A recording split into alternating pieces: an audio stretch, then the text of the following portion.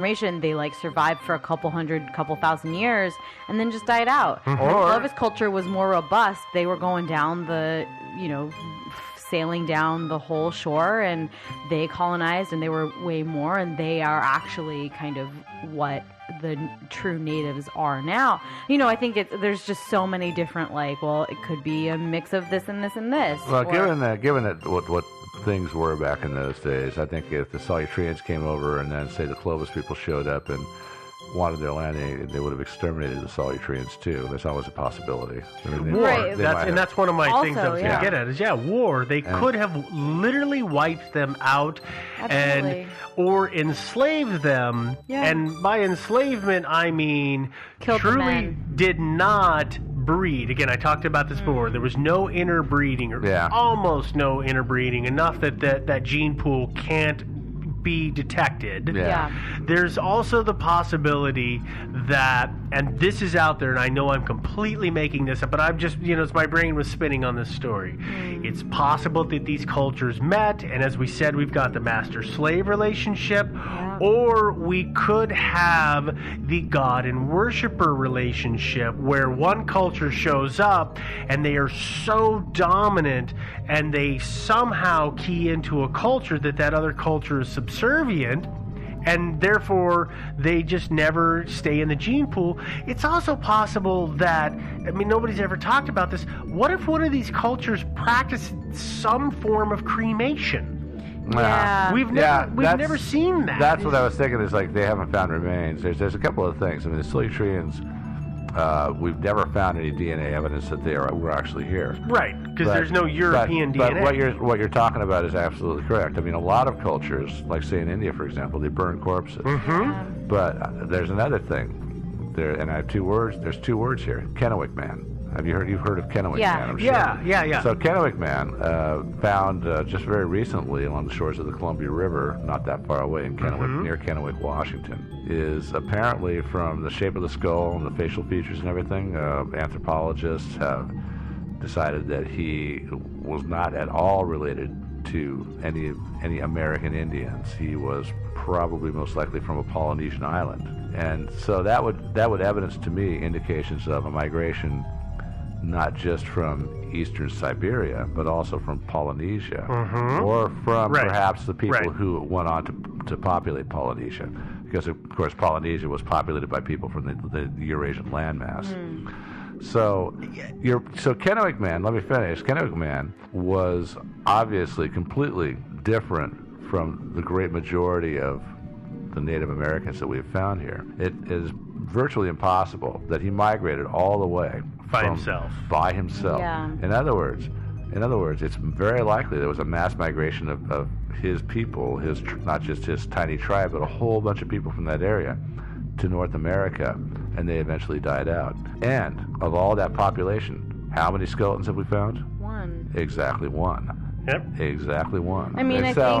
That supports to me the Solutrean theory a little bit. I also think there's a lot to percentages, right? If 90% of the DNA pool is Clovis and 1% or 10% is race called Soltarans. Oh yeah. So I'm having a very hard time. I'm trying really hard to keep it together. I'm sorry. But if you've got your smaller group relatively of people who have colonized the East Coast, the Clovis culture finally makes it over there. They realize maybe they slaughter most of the people or not all of them. But even if you start breeding, if there's only 10% of the population over however many number of generations, which would be a high number of generations, if you're mostly breeding with Clovis culture people, that DNA is essentially going to disappear. It doesn't sustain itself. There's no way. Our DNA testing is not so advanced that we could be and there's this 1% that's unidentified. We don't know. It doesn't matter. And that also would help what you're talking about. Yeah. Is saying that the Solitarians were there, and then there was some interbreeding. Yeah. That would help explain why the peoples of the eastern seaboard of the Americas, of the United States. Have you noticed how they talk kind of funny compared to the way they Nice talk try, Joe. They are, on a genetic level, slightly different than the peoples from the western coast. Yeah. But the people from the western coast are very, very similar to the people of the South Americas. Yeah. So that tells you that there's a divergence somewhere, and there's got to have been some introduction of something different. Right. Mm-hmm. That's so I totally agree with that. I totally agree with Joe that it just cracks me up that all the academics are fighting over it is this one people. When I think Joe hit the nail on the head that it is very possible that there was different. multiple cultures coming in at multiple times.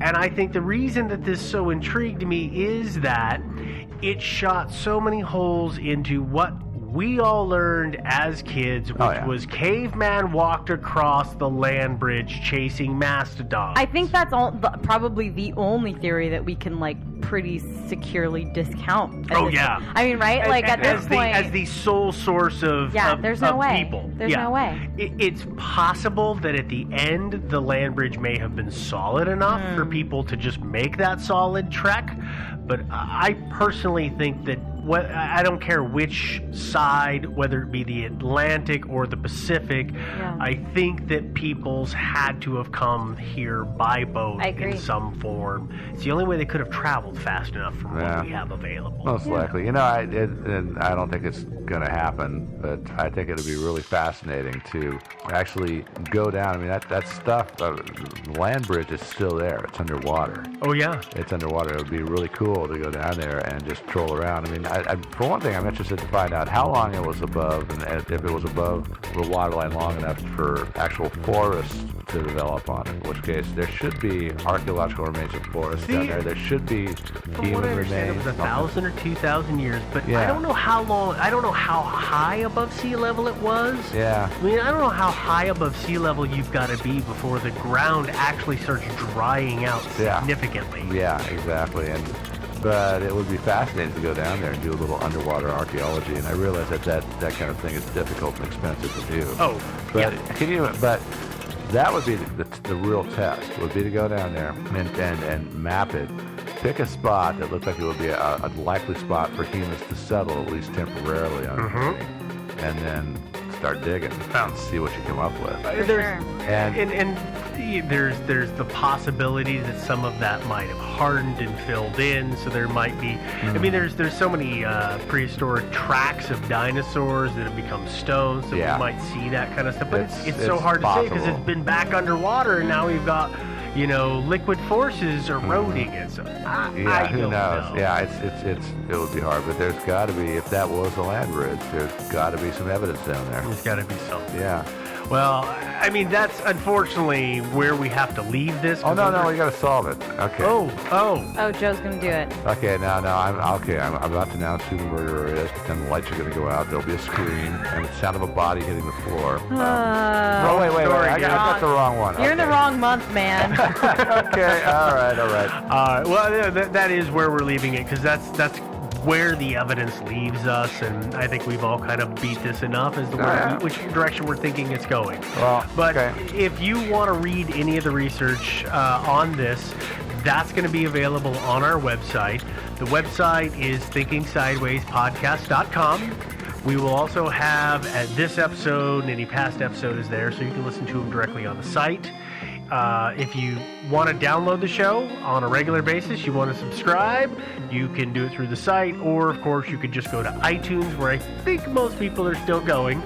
On iTunes, if you're there, take the time to leave us a comment and a rating. We do appreciate that, and that gets us out to the wider world of people to help find us. Especially a good rating. We prefer those. Well, a rating is a rating. Yeah, be honest. All PR is PR, or something like that. Oh, it isn't? No. Oh. Ignore that last statement. Now, if you want to listen to an episode and you haven't had a chance to download it, but you use Stitcher, you can go ahead and just stream us through any mobile-ready device right there. We are, of course, on Facebook, so we have the group and we have the Facebook page. Been some good stuff going through both of those. Yeah, it's not bad. Yeah, and people have joined lately. We're getting a couple of conversations going, so Hey, I'm having new fun. followers and joiners. What's that? And of course, we have our emails. So if you have thoughts, comments, something you want to share, suggestions, the email is thinkingsidewayspodcast@gmail.com. I know, of course, this week alone, I left town and left Devin. Oh, it was awful. I told Devin, don't worry, we won't get much, and then Devin just got inundated with emails.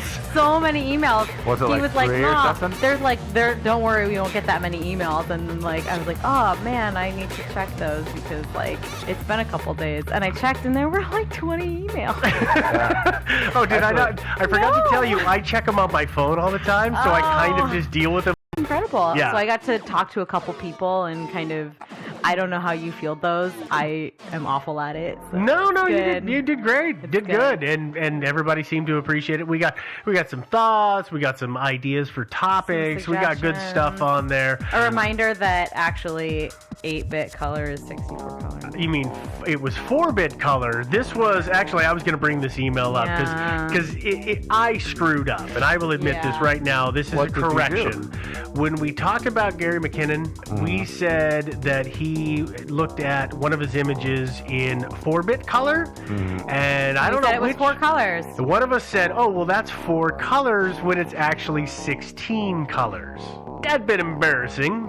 Sorry about that little incorrect But thank factoid. you for correcting Yes, us. Yeah. absolutely appreciate the correction. So those are the kind of emails where I'm a little embarrassed, but I'm glad to get them. Yeah, for sure. Then I Yeah, you know, we all don't sound miss- like an idiot when somebody listens to the catalog later on.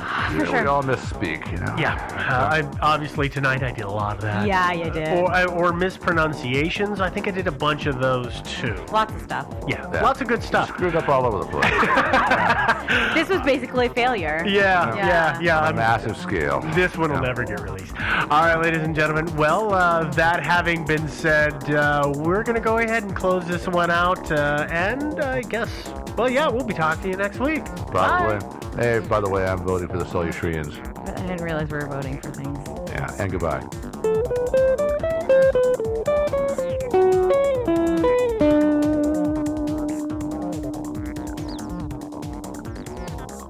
Thinking Sideways is not brought to you by Ferris playing a game of high-stakes canasta.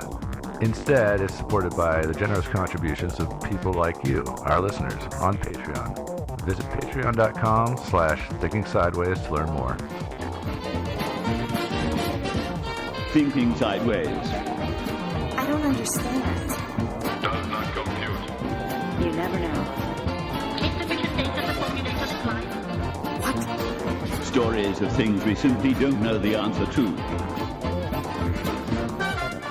Hey there, everybody, and welcome again to another episode of Thinking Sideways. I am Steve, of course, joined by... Devin? And Joe. Did you two not know your name suddenly? Nope. We do No. this every time. Anyway. It's the fake name. It throws me off. I know. As always, we've got another mystery for you, and this week we're going to talk about who tried to assassinate Bob Marley. Yeah. Yeah. Bet you didn't know that was a mystery, did you? Yeah, I was really kind of surprised when I found out about it. Yeah. It's pretty cool. Yeah, is this part of your like transformation into a Rastafarian with your little bracelet and your Yeah. little hair ties? Yep, and I'm growing my dreads out. Yeah. You guys should see really. him in his dreads. It's It's pretty kind of hilarious. weird. Yeah. Hey, at least I'm not wearing that The hat. the hat with the fake dreads on it. Yeah. Oh, that's the worst. Yeah. Okay. Yeah. Well, our story is, the short of it is that in 1976, 3 gunmen drove onto Bob Marley's property in Jamaica and opened fire with automatic weapons and shot Bob. They shot his wife. I believe one other person at least was shot, but Yeah. nobody was killed. Yeah, it's amazing. 3 guys with guns and everything, and they didn't hit very much. No, well, it really does appear to kind of have been a stick a gun around the corner and fire situation. There wasn't a whole lot of aiming going on from what I can tell. Yeah. But the thing is that we know it happened, but we don't know who did it, Who or why? who ordered it, why did they do it, who committed the act. We don't know any of that. Yeah. It's a total unsolved mystery, Totally. which is convenient. Actually, I know think that's why. what we talk about. Yeah, we do talk about that stuff. But you know why? Yeah, I did a little checking. It turns out that murder is the national pastime in Jamaica, and so I think that's what. Well, it was. yeah, at that time it was a pretty rough and tumble place, and we're going to get Yeah. into some of that. Though we have had our internal discussions about this and find it a little difficult to believe, there are some folks who don't really know who Bob is. So Maybe we should there probably are. tell those people who Bob Marley was. Okay, who was he? Bob Marley was he was a Jamaican singer. He was his title, you would call him a singer, songwriter, guitarist, band leader, social activist. I mean, he kind of fell into every one of those categories. And he started in 1963 performing with the band The Wailers. There's quite a few famous and talented people that were in the band that started out. So you may have heard of Bunny Wailer or Peter Tosh. Not Tosh of Tosh.0. No, definitely not that guy. Yeah. Definitely another guy. Just to make it very clear. Very clear. But they were all very, very talented musicians, and they wanted to perform, and they started making records. Reggae wasn't a musical style at the time. It developed over time. So the first couple of records that they put out, they were more singles or B-sides, 45s is what it would have been. Okay. But it was, they slowly developed and figured out who they were. But if you haven't listened to reggae before, pause us right now. And I mean, really, go ahead and pause. No, you have to wait until you. Oh, yeah. Why. After I tell you what to do, pause us. Yeah. You need to go listen to some reggae. You'll enjoy it. Bob Marley and the Wailers, Jimmy Cliff, is another good one. Yeah. Yeah. They'll do good things for your stress level. Yeah. Really reduce it. Yeah, only the music, none of the other things that go with it. Oh, Definitely not. Okay, so you can pause it now. Okay, so now we're back. Yep. Thanks for pausing. Y'all are calm now. Good. Yeah, just bong hits. That's part of the whole reggae Part of thing. it, yeah. Yeah, that's the lore, and it is part of it. It's part of it. It's part of it. This is Portland, Oregon. It's legal. It's fine. Yeah, true. But the other thing I was going to mention is that some people might have heard of this particular story that we're going to talk about today, and that's because there's a book that's really popular right now. It's called A Brief History of 7 Killings by Marlon James. What a booker, man. Yeah, and that's fictional, correct? It is totally fictional. With a and lot of true stuff intertwined. There's truth sprinkled throughout the whole thing, but the point that I'm making is that it is a fictional accounting, so I want people to understand that. So if you've read it, stuff we're going to talk about may not jive with what you think you've learned, because it was a book told from the perspective of like 75 different characters. Wow, that gets complicated. Yeah, it's a big freaking book. It's taken me a long time to read. But anyway, back to Bob. So he was born Nesta Robert Marley, 1945, in a village known as 9 Mile, which is in the St. Anne Parish. His parents were kind of an odd situation. His father was white, his mother was black. His mother was 18, his father was 60. Oh. A little bit of an age diff there. Yeah, and his father's name was, his mother's name was Sedella, his father was Norval, and evidently Norval had several children this way. He would meet a younger woman, and then he would move on. Nice guy. The moving on part is important to understand because he really wasn't involved in Bob Marley's life at all. I think he was around a couple of times and that was it. But he passed away when Bob was 10. When Bob was 12, he and his mother moved to Kingston. They went to an area of Kingston known as Trenchtown. That sounds nice. Yeah. Yeah, it was let's just be honest, it was a slum. Yeah, It's a ghetto. Trenchtown is in Tivoli Gardens, right? Yeah. Yeah. I'm pretty positive it is. But it's there that Bob Marley would meet Bunny Wailer and Peter Tosh. And eventually they would go on to form the Wailers. When they were recording together and doing reggae, I think they put out about a dozen records, ballpark, between 1970, I think it was 70 or 73 is when their first one came out. and that was up until Bob's death in 1981. So they put out a lot of records in that time. But they made, like I said, they made a whole bunch of others prior to that. They were just in a completely different musical style because they were trying to figure out what their style was. Yeah, totally. Exactly. You might really know Bob Marley best for his cover of that famous Eric Clapton song about the sheriff. Yeah. Yeah, that's a pretty famous one. It's really famous. That and, what was it? Buffalo Soldier. I heard that on the radio just yesterday. No Woman, No Cry. Yep. Oh, another good one. Yeah. See, there's a whole bunch of them. Everybody, once you start doing this, you start realizing how many